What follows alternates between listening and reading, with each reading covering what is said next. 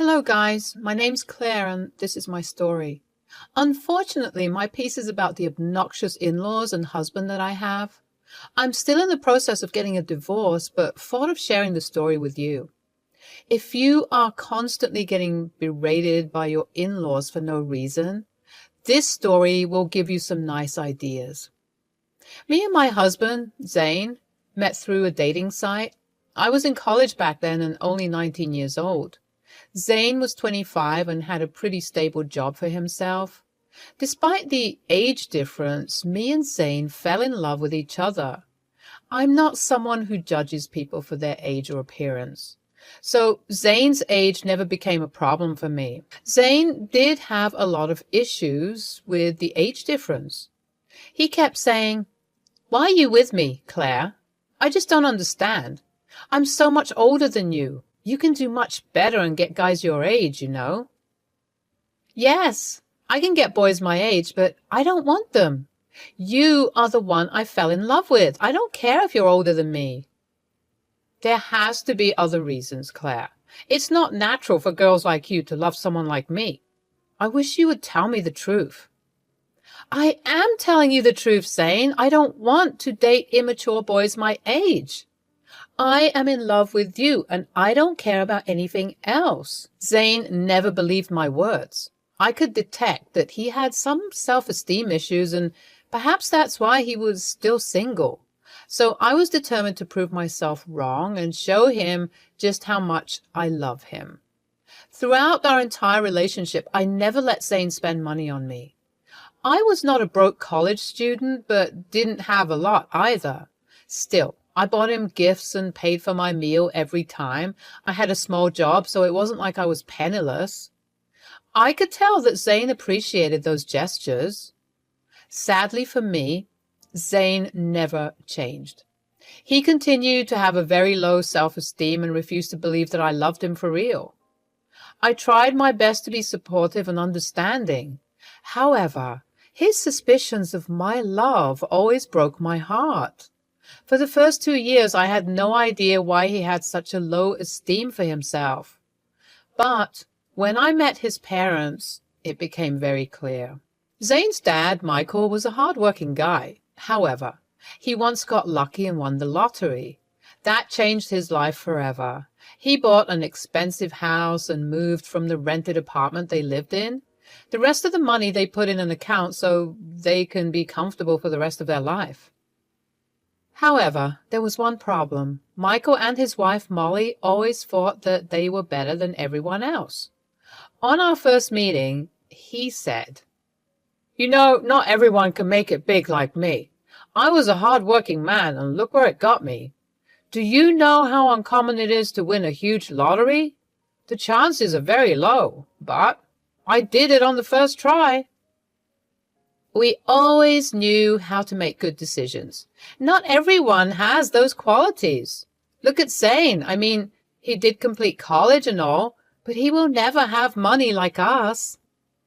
He couldn't even get a girlfriend before we won the lottery. I guess most of his partners did have gold-digging personalities.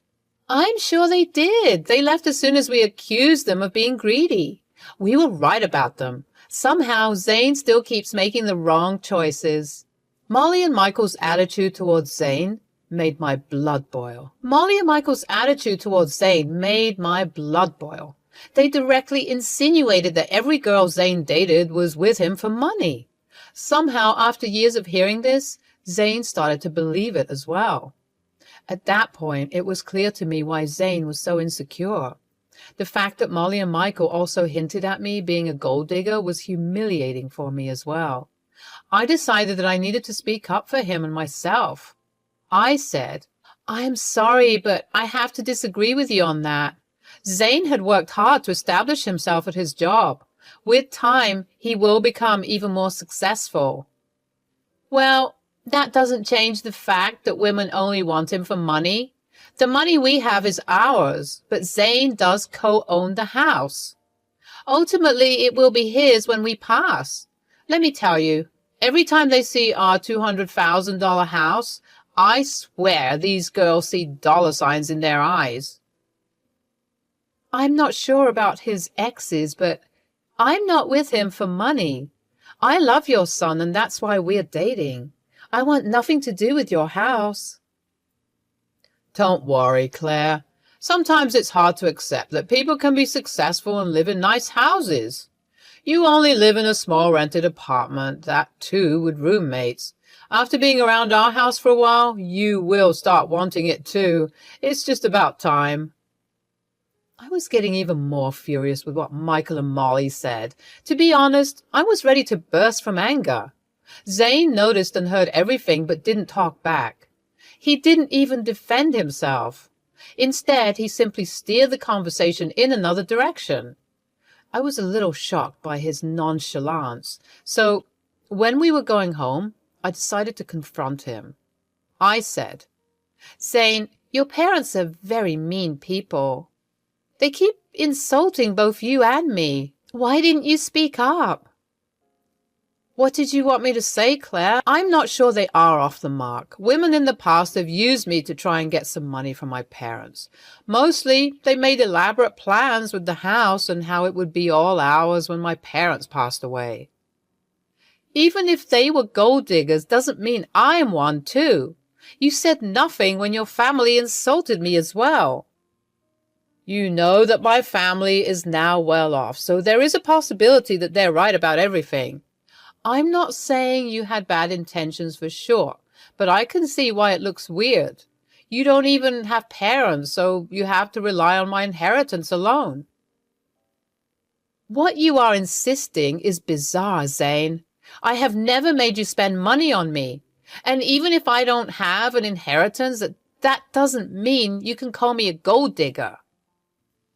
Zane still refused to acknowledge my words. He kept saying that he loves me and it doesn't matter why I'm with him. While most people would be satisfied with this, I wasn't. I didn't want him to think so badly of me. I tried to talk to him and make him understand. I even suggested therapy because I knew he needed it. However, he said there was nothing wrong with him, so I gave up. However, I distanced myself from his family.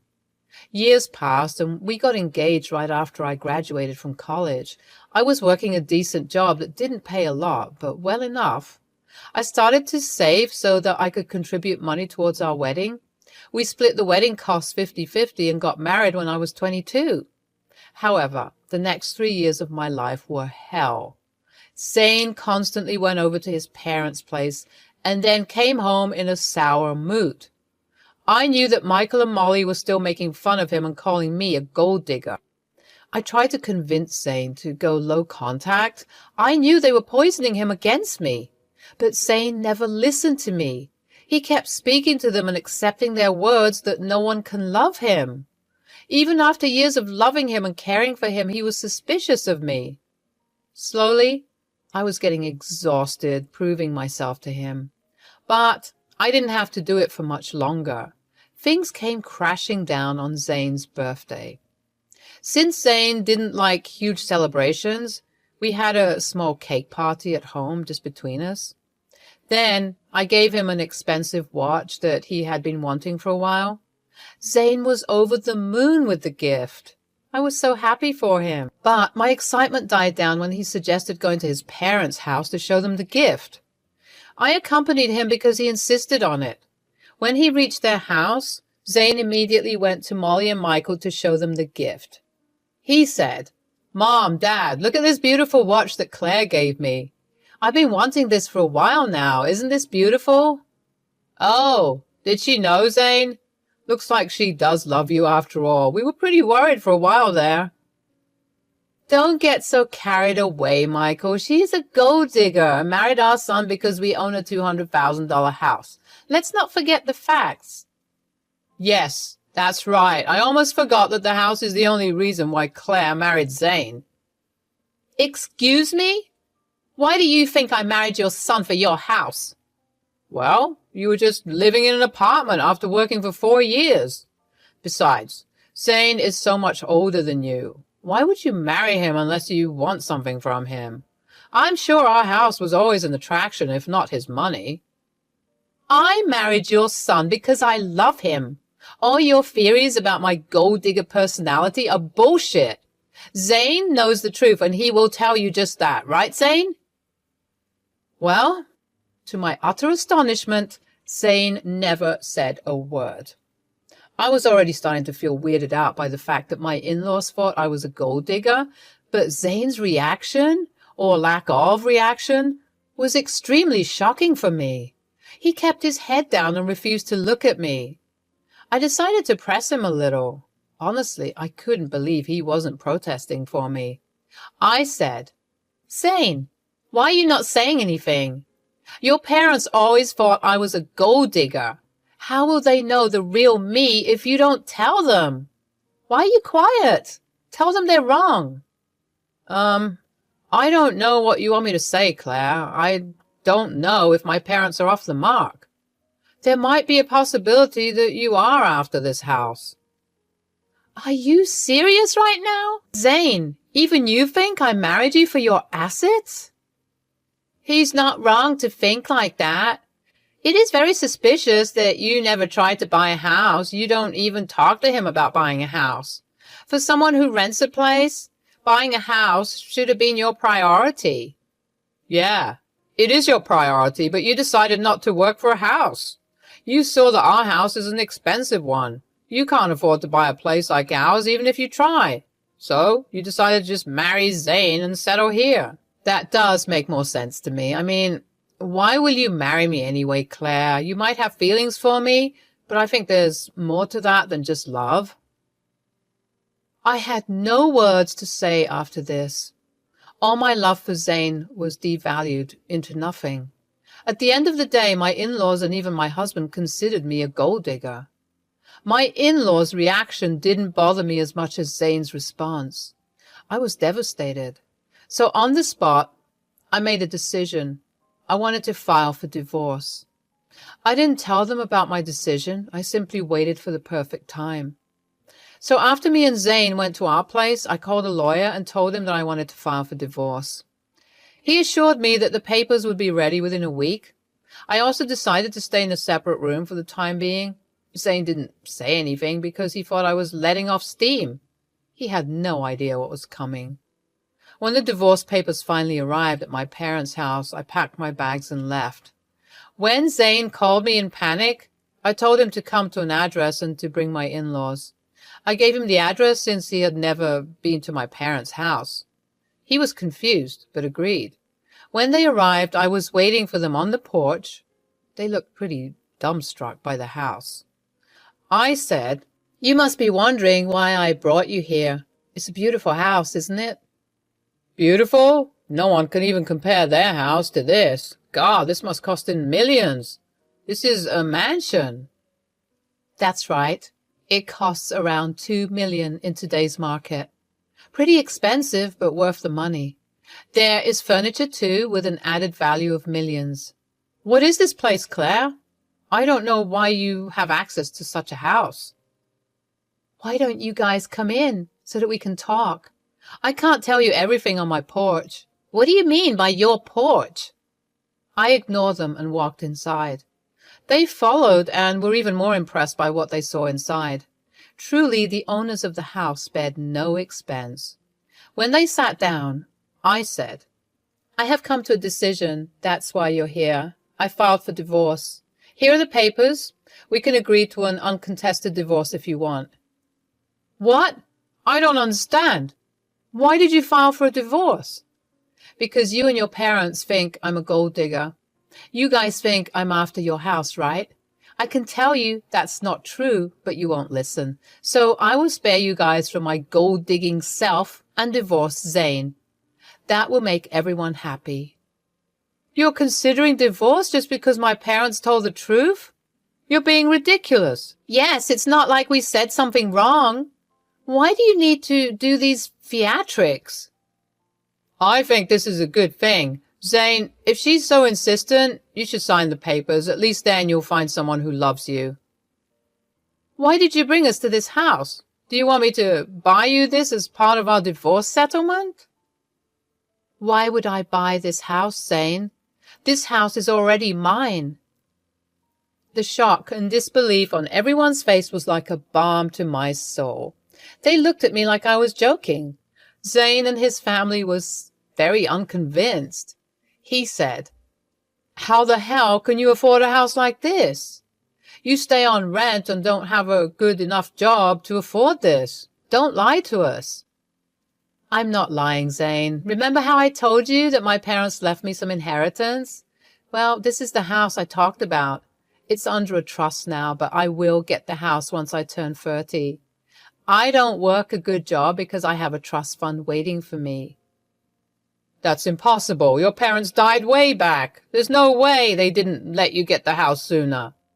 "Well, you see, my parents were well aware of the leeches that I might attract, so they told me never to mention the house or trust fund to anyone. Call it experience, but they knew someone could exploit me, so they left everything to trust to keep it safe until I was 30. That way, I would be well settled with someone who I know won't benefit from my inheritance." "Oh my God, Claire! You should have told us that you're rich. We had no idea. Damn, this is a big house you have got. We will all live so comfortably here." "Yeah, you should have told me that sooner. We thought you were after our house. We could have avoided all the misunderstanding." "I knew that Claire was perfect for Zane, see? I have been telling you that she is a great woman. Look how rich she is. Zane really found a great match." Hearing this, I laughed. They changed their stance about me so fast it made my head spin. What's more bizarre was that they soon forgot that I filed for divorce. I took out the divorce papers and gave my signature. Then I said, "As I was saying, here is my signature to an uncontested divorce. You can just sign these to make it easy. If you want to fight, we can take this up to court. I won't live with you anymore." "Claire, listen to me. There's no need to rush this. You've already established that you're not a gold digger. Yeah, there's no reason to get a divorce anymore. We'll even apologize for any misunderstanding.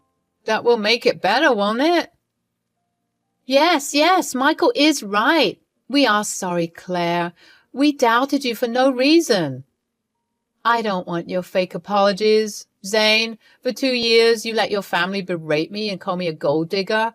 I expected you to at least stand up for me. But no, you just agree with them and call me a gold digger as well. I don't want to stay with someone who doesn't even respect his wife. I'm done with you. We can do this the easy way or get the courts involved. The choice is yours." Zane, Molly, and Michael did their best to change my mind. They kept begging and pleading with me to forget the past. In their mind, what they did was just a simple misunderstanding. Not once did they seem remorseful that they dragged my name through the dirt. Their audacity had my blood boiling. When I finally had enough, I told them to get out before I called the police. My anger scared them off, so they left. In the next few weeks, Zane and my in-laws kept harassing me every day. They begged and pleaded and even offered me bribes to stay. These stupid people thought I would change my mind for money. This notion just showed me that they still thought I was after money. That made me even more enraged. The fun fact is, since Zane co-owned their house with the in-laws, I was also entitled to half of his share. That made them so desperate for reconciliation. I was firm in my decision to split. I moved all my things into my parents' house to live there. I would be alone, and even though I didn't have the ownership yet, I knew that I could stay there anyway. Zane and the in-laws kept reaching out to me until I got a new number entirely. I didn't want them spamming me from unknown numbers. Zane did come to my work to talk, however.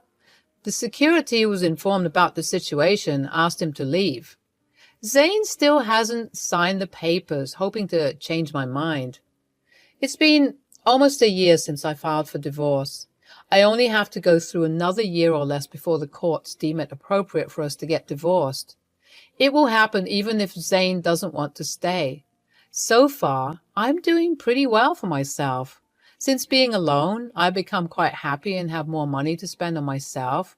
I'm going out on dates, but not considering anything serious. I heard from a cousin of Zane's that he and my in-laws are dreading buying me out of my entitled share of the house. Apparently, the lawyer fees were adding up and they didn't have much in savings. The cousin believes that they would have to sell the house to bring the money. Zane is also pushing for a sale because he is mad at his parents for ruining his life. I simply don't care anymore and just want to be free from that family.